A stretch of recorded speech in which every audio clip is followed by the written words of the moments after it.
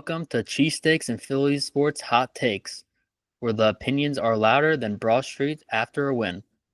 And it's all served up with that Philly edge. I'm Derek. And I'm Nick. We're two diehard Eagles fans breaking down all things Eagles, Phillies, and everything in between. Let's skip the small talk and dive right in, starting with the Birds, preseason opener, and some seriously promising rookies. And after that, the Phillies just swept the Rangers. The bullpen's heating up, and we've got takes you won't want to miss. All right, let's jump in. First, the Eagles versus the Bengals preseason game happened this past Thursday. Going through the stats real quick. Yeah, overall, in favor of the Eagles. Obviously, we got the dub there. Total offensive yards, Eagles 432 versus the Bengals 325. Passing yards, again, Eagles 300 versus the Bengals 268. Rushing yards, 132 Eagles versus the Bengals 57. Sacks, Eagles only had one. Bengals did have two. Now, I will say this was the Bengals' first team for offense and defense, so just want to call that out. But then overall interceptions, both teams only had one. The Eagles start on defense, so let's start on some performances there. First is cornerback Adoree Jackson. He's right now in a competition with Ringo. And I feel like the first two drives, he got torched a lot by Jamar Chase. So I didn't really like his performance that much. What's your thoughts? Yeah, I'll be honest. I had high hopes for Adoree Jackson. Now, this is his first game. Everything I've read about training camp and, how he's been performing, it's really just a two-horse race between him and Ringo. To be honest, I wasn't very impressed with Jackson. Now, we will put it out there that, again, this is against Jamar Chase, who is one of the top, arguably top two receivers in the league. It's pretty easy to say that he's top two. So it's fair to say that he's going to lose the battle at times, but I don't know. I wanted to see tighter coverage in certain areas and a little more grit. Yeah, I overall would give him a stock down kind of. I still think he's a chance to win the job, but right now I'm just not. It's kind of down, but it's one game. Yeah, after one game, I would agree. But I do want to kind of dive into Kelee Ringo next. I would say, again, had big hopes going into this. Even last year, he had a couple promising points of emphasis, that I was excited for. Again, going up against Chase, it's a hard task for anyone. He did. I mean, everyone's probably seen the Instagram video of him getting burnt on the sideline. You have a blitz coming on that side, so the ball got to come out quick. You got to play closer man coverage, and he just gave too much cushion to Jamar, gave up a run, and then, of course, gave up that touchdown. Yeah, I thought it was kind of bad, that one play. The Eagles have high hopes on him. They drafted him in the 4th round a couple years ago. They traded up for him, so they really have high expectations. And right now, I don't really know. They brought in a Bennett. We'll go into that later. Yep. But I just don't know. He had some good coverage. Like, he played good coverage on Chase sometimes, but I think his stock's down. Yeah, I'd be curious on what the Eagles do there between Jackson, Ringo. You got Ricks. You got Bennett, like you said, we're going to talk about in a little bit. He's coming into the mix. Really, the spot's wide open. Yeah. All right, next up is D tackle Ty Robinson. The Eagles drafted him this past year. He's someone they hope can be a Milton Williams, like can be him in the future, kind of replacement. So he was physical. He had a sack, which was nice. He had a couple of tackles. He was like all right in my opinion. Nothing insane, but I think he was pretty solid for his first preseason game. Yeah, first preseason game. I'm going to kind of give a similar, response to someone we're going to talk about here later. I had a lot of expectation, but again, first preseason game, you get the nerves out. You get that excitement, the jitters. I will say that whenever we are looking at our rotational players on our defensive line, I have high expectations that anyone that comes in the mix needs to be able to make a play. I just didn't see that from Ty Robinson, other than the one sack. He had some pressures, but solid pressure overall. But I really have high expectations for our rotational players, and I want to see some more growth there. In the next couple preseason games. Still excited about his potential, just not there yet. Yeah, I agree with that. The next one, though, linebacker Jeremy Trotter Jr. I will say this, we drafted Trotter. I was not the biggest fan of the draft. I can honestly say that. I didn't think that I thought we drafted him because of his father, playing for the Eagles, being a legend. And, sometimes teams do that. Didn't really care for the move. To be honest, great instincts. He was able to, sniff out runs right away, jump in, fill the gaps, make plays.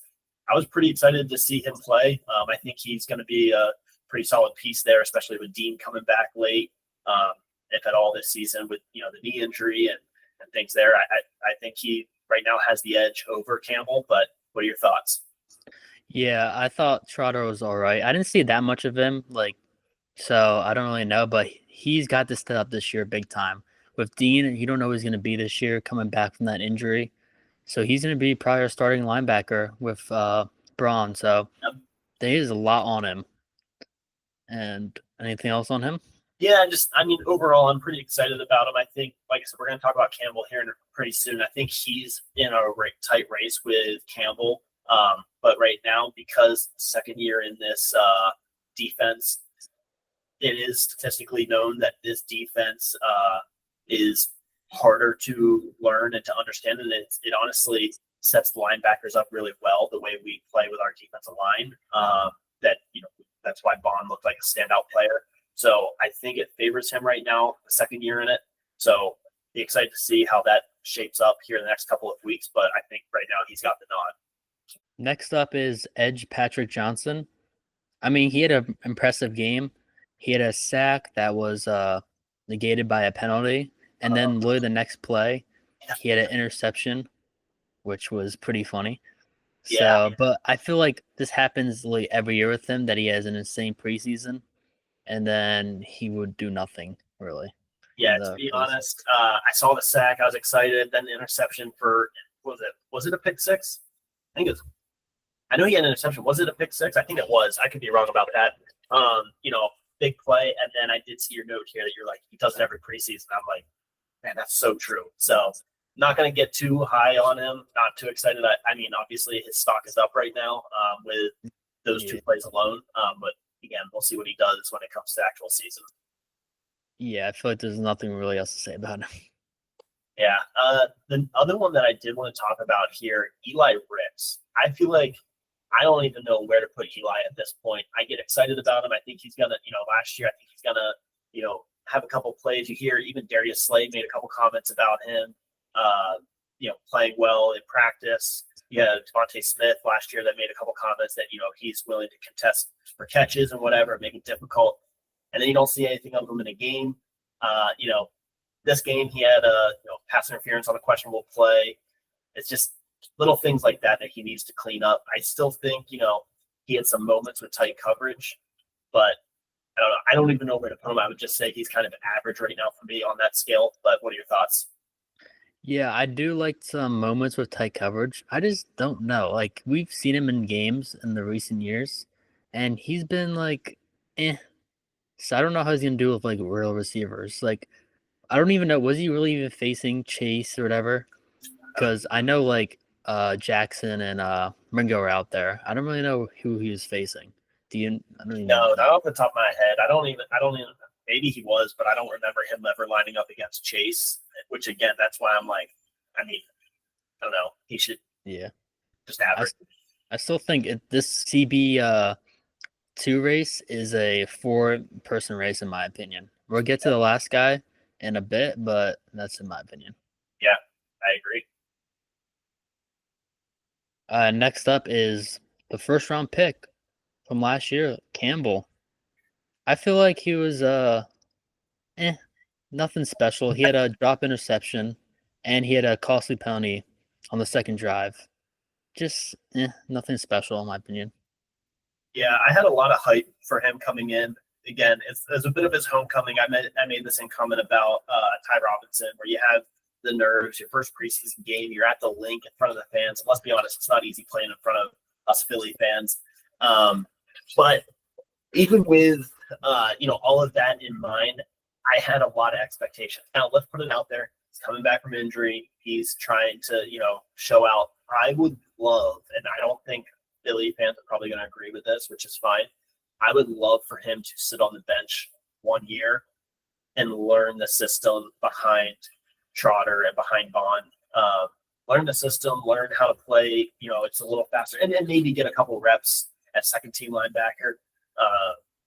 I have no rush for him to jump in, especially if he's coming back from a shoulder injury. I would love, but again, overall, he was fine. I'm not worried. I think he's going to develop into a great player, but I want to slow that. I don't want to rush into it and, delay his progression.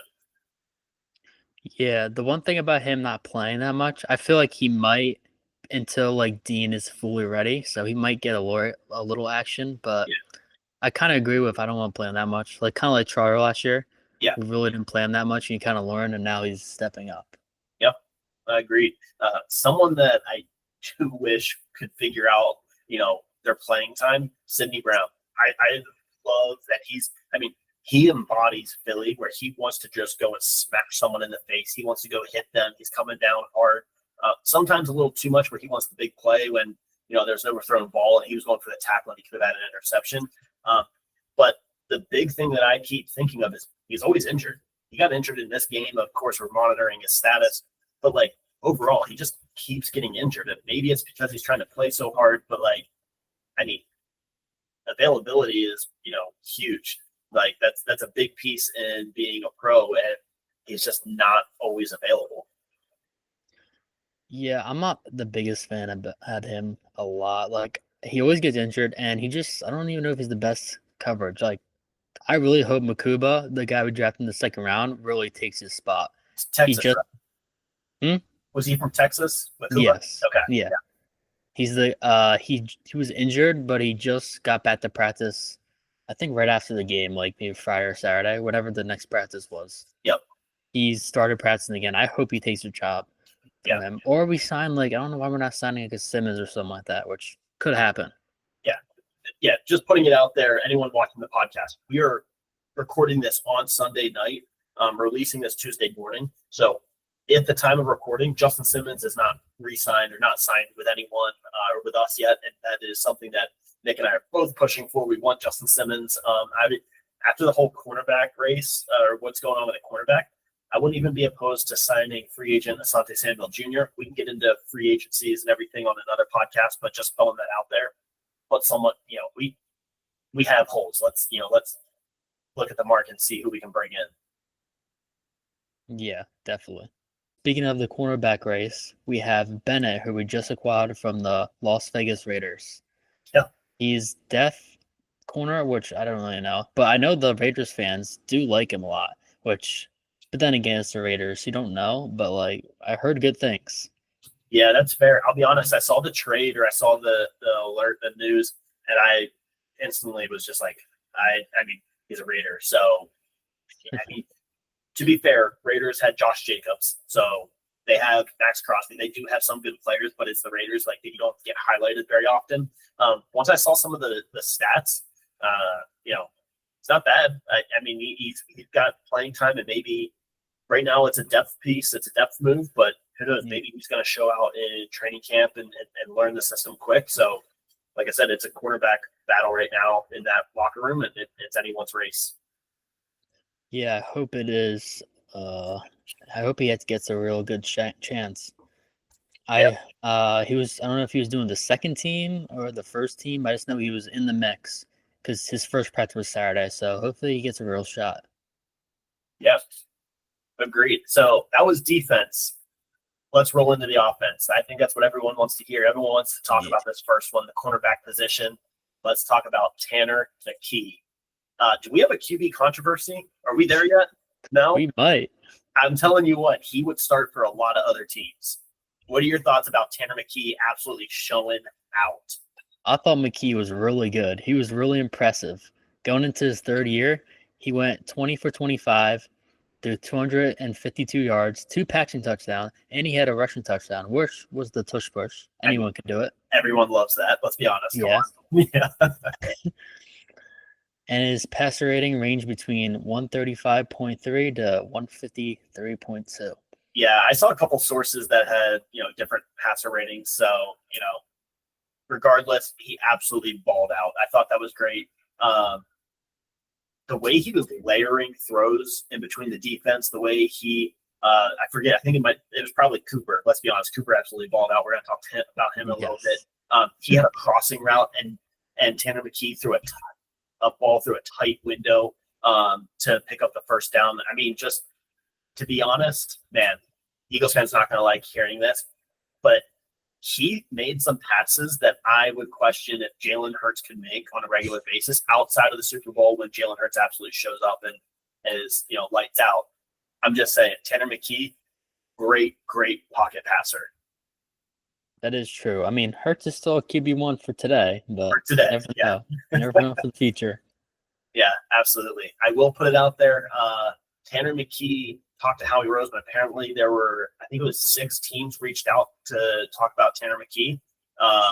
And McKee did make a comment, said that basically he bleeds green. But he said, if I'm not a realistic starter for any of the teams, then I want to stay in Philly. So it's great to hear. But overall, I mean, even compared to Bengals, Joe Burrow, who is considered, I think, by majority of everyone, right, is top 3 in the league QB. And he, went toe-to-toe with Joe Burrow. I know Burrow went 9 for 10. McKee went 20 for 25. Obviously, there's some room there because Joe didn't play the whole game. 123 yards for Joe, 252 McKee, 2 touchdowns. I think they both balled out. But again, McKee he's playing against starters, and Joe Burrow was playing against backups. So take that for what you will. That's true. I mean, Burrow did look sharp, but then again, he was going against Ringo, who couldn't do anything. He's going against backups, and he has top 2 wide receiver in the league that he's throwing to. So, I don't know. Anyway, McKee could be QB1 for a lot of teams. QB controversy coming up in Philly this year. You heard it here first. Running back Will Shipley. What are your thoughts on running back Will Shipley? Big gains Will Shipley. I do like Will Shipley. I think he's probably going to be a third. A.J. Dillon's right with them. We'll see. But he is a good early burst. Nice first drive. The one thing about him, he slows down quickly. He did that in the NFC Championship game, I think. Yep. He was slowing on the end. Yep. That's the one thing if he doesn't have the speed. Like, if Saquon, that one run he had, if Saquon would have brought to the house easily. Oh, yeah, for sure. Yeah. And that's a hard comparison because I agree Saquon would have brought that to the house. Again, yeah, he had a couple great runs. He did slow down, not just speed-wise, but overall production. I think what he ended up finishing 48 yards, I think total, something like that. Yeah, 7 carries, 48 yards. 7 carries, 48 yards. So, I think he's still developing, but overall, pretty happy with his performance. Again, I always say that, there's our backups and everything, but our offensive line is still elite with, Stoutland View showing up strong, regardless if it's starters or backups. They still made some big holes that Shipley was able to run through, which was great to see. Yeah, I agree. So next up is probably the most talked about Eagle that probably no one even knows his name before this game. Is Darius Cooper. He absolute insane in performance. 6 catches for 82 yards. I mean, he looks like an absolute stud. Yeah. Yeah, I completely agree. I think, there was some talk early going into preseason and training camp on who our wide receiver, what the wide receiving room was going to look like. We're going to talk about a couple others here. We have A.J. Brown, we have Devontae Smith, we have Dotson, who came from the Commanders last year. Now is going to have a full season with Hurts and a full offseason with Hurts, so we'll see how that shapes up. We got Wilson we're going to talk about.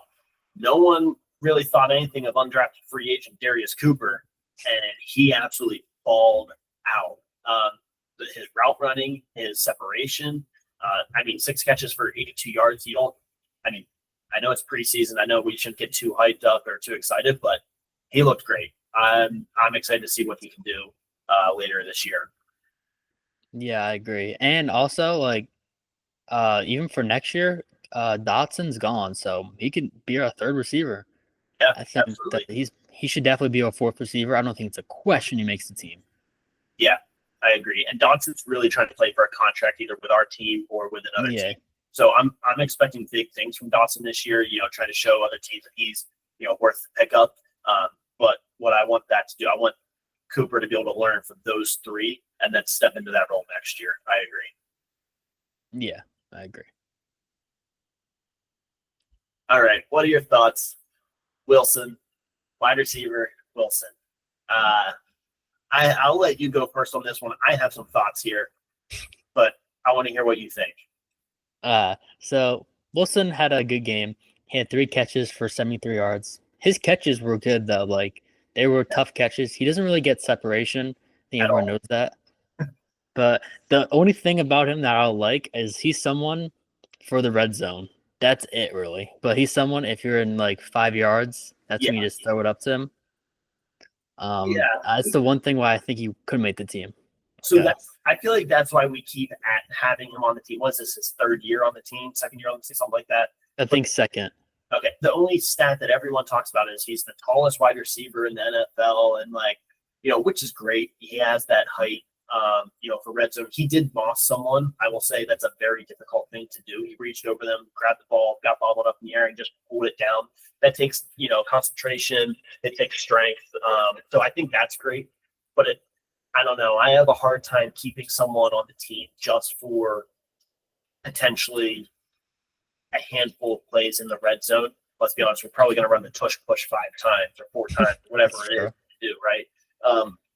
But if we keep him on just for the red zone, and even last year, every time he came in, this is going to sound terrible, but every time he came in, I swear there was a offensive pass interference on him or something that negated the play. So he has some work to do before I'm won over. But he had a good game. Like I said, like you said, 3 catches, 73 yards. But overall, I'll say his stock is just neutral for me. I want to see more than just being a red zone piece. I want him to, really develop into that. And maybe we push him into the tight end role, right? He's got the height, put on some weight, put on some size, and see if he can become a valuable tight end. Great, then maybe. But as a wide receiver, I don't know if I would keep him on the team. The only thing is there really any better option? I mean, I guess we're getting to them. Yeah, I'll jump into that. We have Dotson, we have Anaya Smith, we have Cooper, we have Devontae Smith, A.J. Brown, obviously our top 2. So right there, we just have 5 that. It depends how much they're going to keep. Are they really going to keep what a total of that would be? I guess so. That'd be what, 6 5 total? Receivers outside of him. That would be 6 with him. Now, I know we're jumping ahead here a little bit, but Anaya Smith, explosive playmaker, nice touchdown, good punt return. He could be a punt returner. That is one thing about him. Isn't that what we did with Covey, right? We had Covey for that. But he was a very similar player as Darius Cooper. Had speed. I thought Darius Cooper showed out more. So I don't know. I know we're jumping around here, but I don't know. That's just my thoughts on that. I agree. At first, I didn't like Anaya Smith. Thought he was but if he could be a punt returner, I like that punt return. It's nice because we can't have DeJean doing that. No, DeJean, it's terrible. I like DeJean as a punt returner. I think he's great, but I don't want him getting hurt. I think that he's back there waiting to get hit when, and then he's going to go and run it or whatever. Especially after playing however many downs on defense, then he's going to go back and go and try to return a punt. Get him off the field, let him rest his legs, catch his lungs, whatever he's got to do. Yeah, I can see keeping Anaya Smith for that reason. Yeah, that's what I meant, but I didn't mean he's a bad. He's really good. He's just the injury. Yeah, agreed. I don't want to put him out there to get absolutely crushed. Yeah, and talking about that wide receiver room, we did jump around, but we skipped over Dotson. I do want to talk about him. He was only out there for the first drive, maybe. He went 2 for 27. He does look like he's going to sit into that, number 3 wide receiver spot on our team in the depth chart. Like we kind of said before, contract year, I don't know how he's going to keep him on, but it does mean he's probably going to show out. And I will say this, another year, one full season or one full off season, whatever, working with Hurts. So hopefully, that shows up. I know last year he kind of came in during the season. So this could be a great showing for him as wide receiver 3. And AJ Brown's getting double coverage. If Devontae Smith is pulling any other coverage, Dotson should be comfortable in this offense now to absolutely light it up.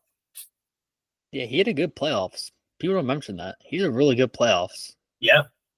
Like, Everyone thinks of the one play where he drops down at the 1, but that he had some great plays other than that. he had a touchdown. I forget which game it was, but he did.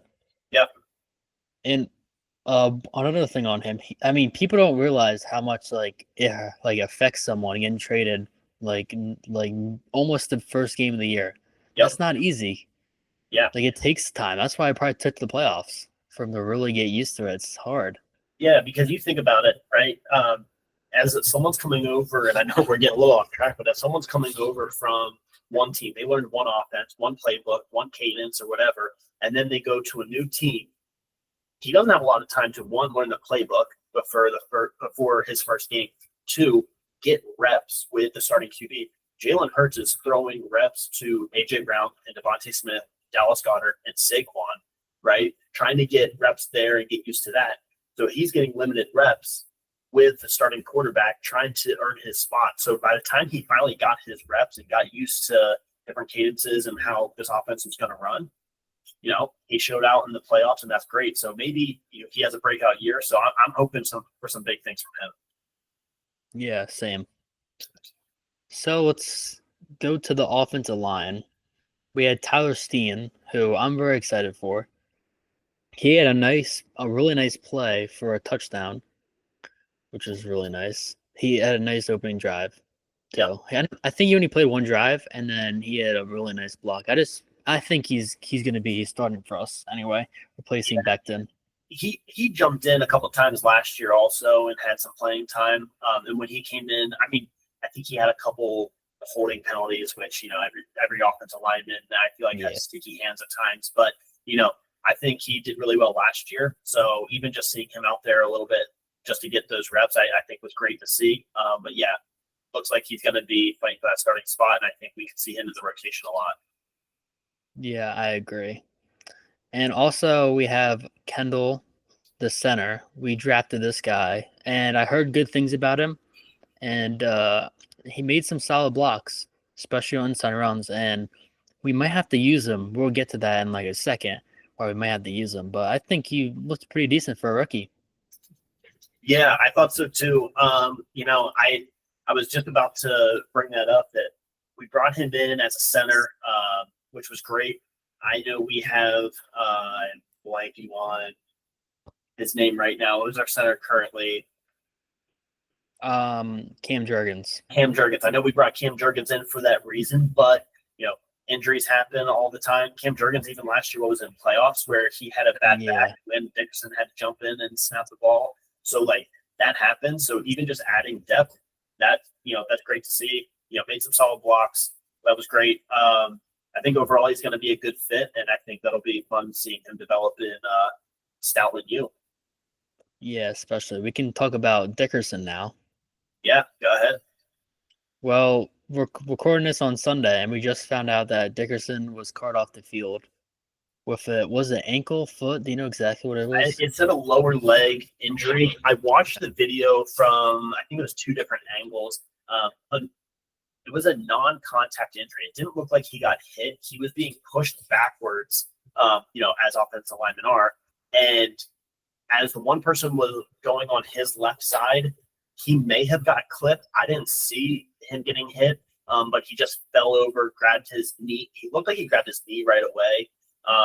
It could have been his calf, but I don't know. That position of him going backwards and trying to push, that could be Achilles tendon snapping. It could be something in his knee.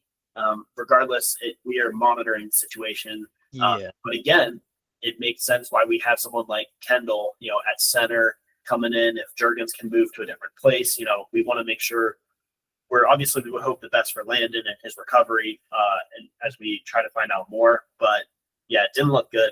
And that was just at practice, it's not even game time situation. So that's really tough to hear. Yeah, I agree. You guys probably know what the situation is with him now, but I don't really know what to say until we find out how bad it is.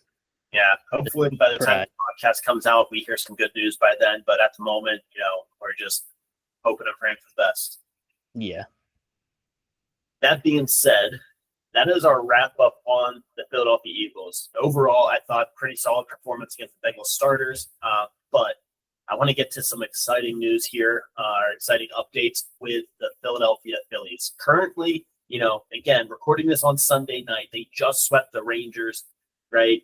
They moved into a record of 68-49. We're 5.5 games ahead of the Mets, right? Who are on a 7-game losing streak. So, yeah, what are your thoughts, these Phillies? Oh yeah, the Phillies.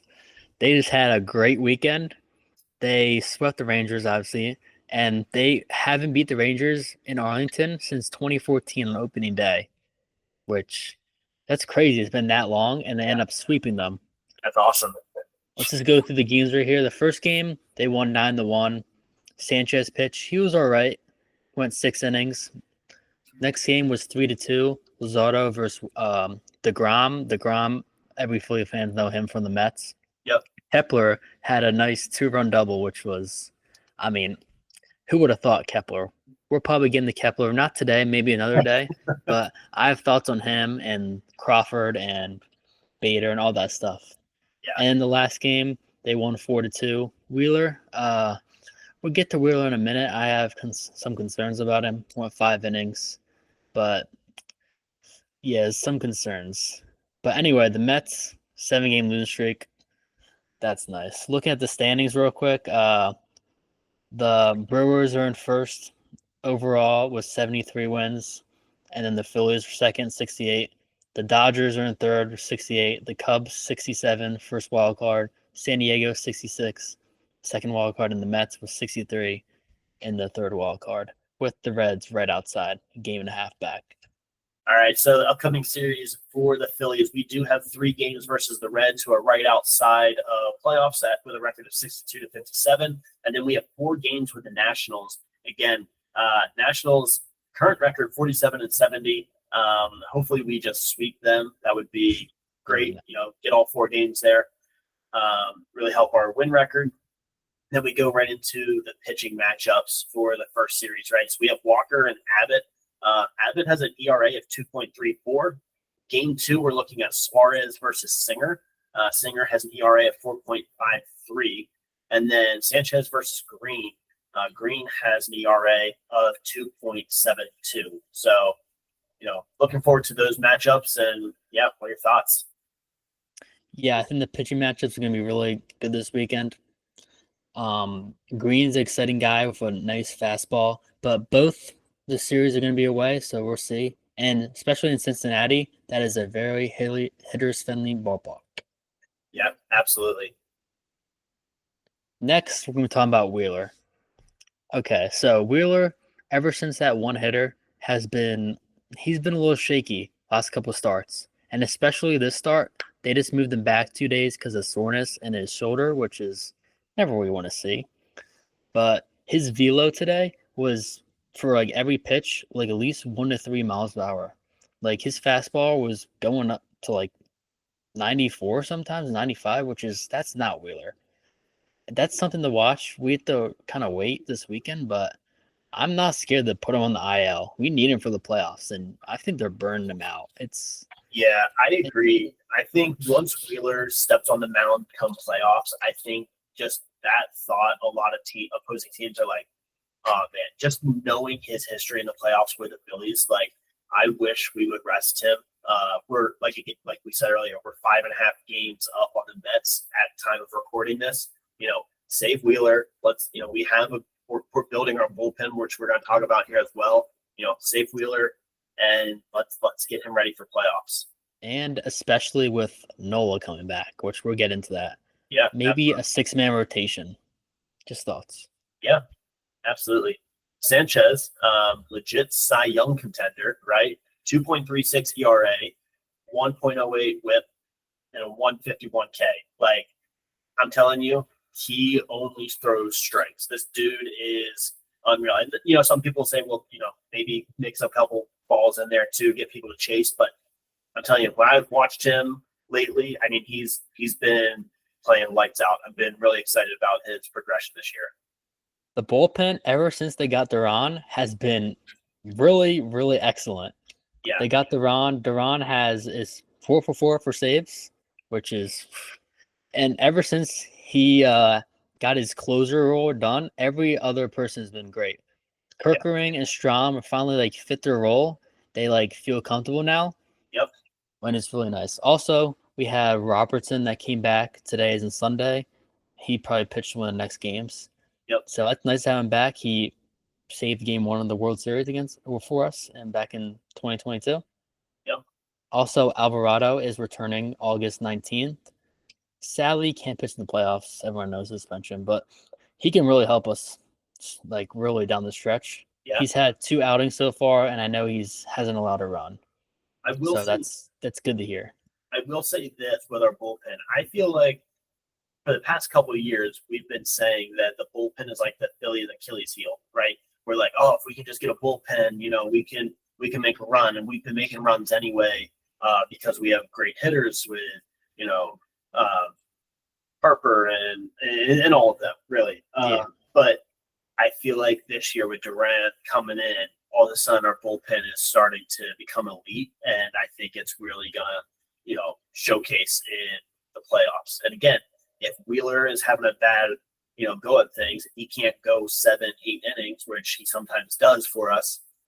Then we can start hitting our rotation in our bullpen and step in and still close out those games. yeah. And also just some things here. The bullpen had the second worst ERA, and the last 7 games have a 1.82 ERA, which is pretty good.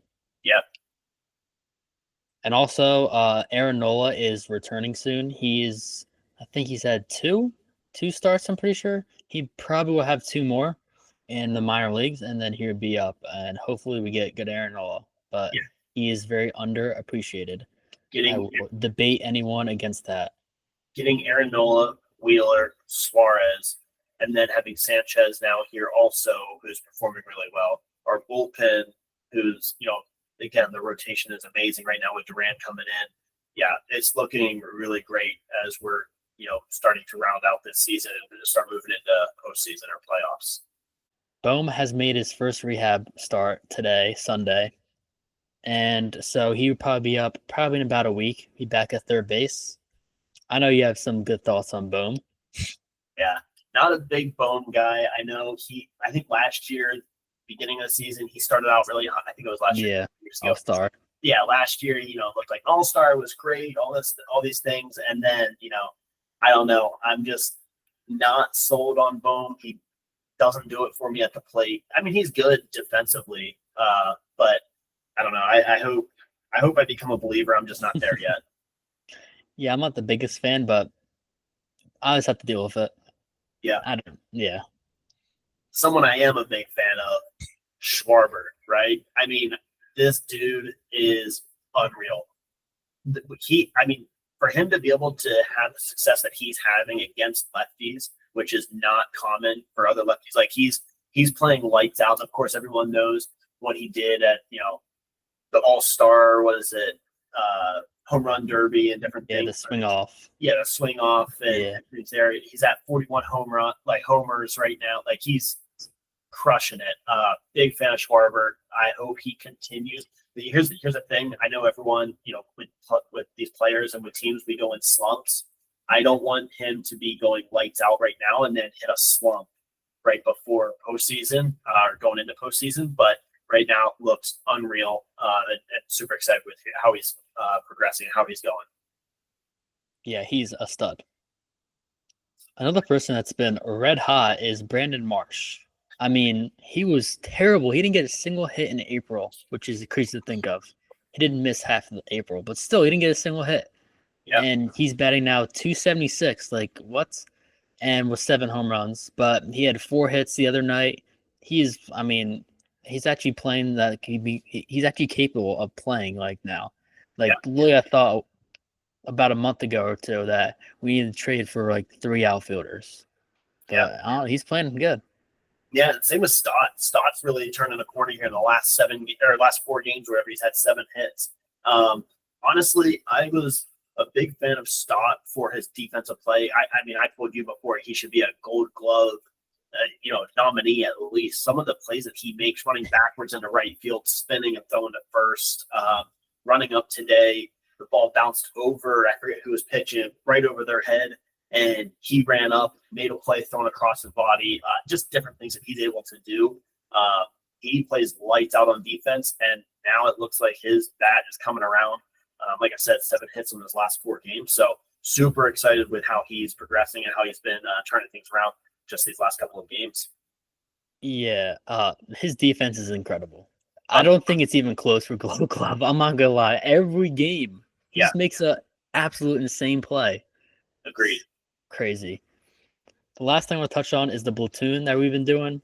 Rob Thompson's been doing with Bader and Kepler. The lefty righties, whatever.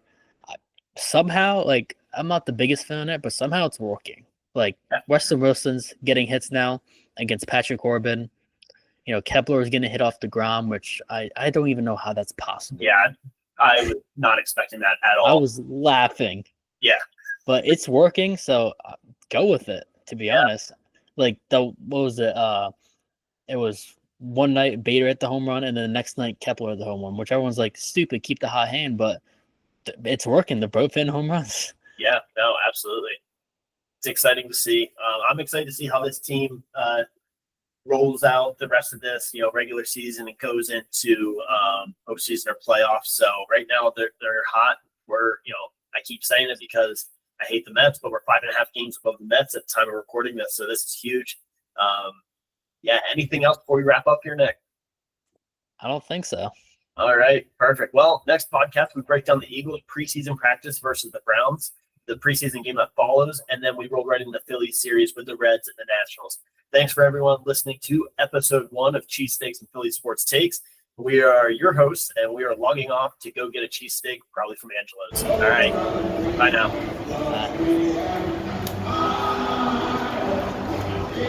Bye.